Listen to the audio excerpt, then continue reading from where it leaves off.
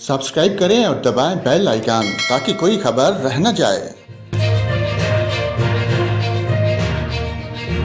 और नाजरीन, आपको बताएं, कराची समेत सिंध भर में कल से 17 जनवरी के दौरान सर्द लहर और सर्दी की शिद्दत में इजाफे का इम्कान है।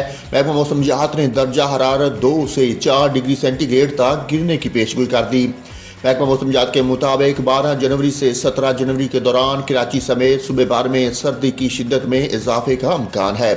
लाड़काना, कशमोर, जैकबाबाद, कंबर, शुदाकोट, थरपारकर में दर्जा हरारत 2 से 4 डिग्री सेंटीग्रेड तक रहने का इम्कान है।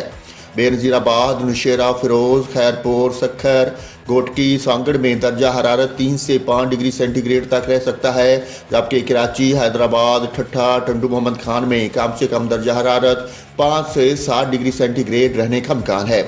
कराची में भी 14 से 17 जनवरी के दौरान मौसम सर्द रहेगा।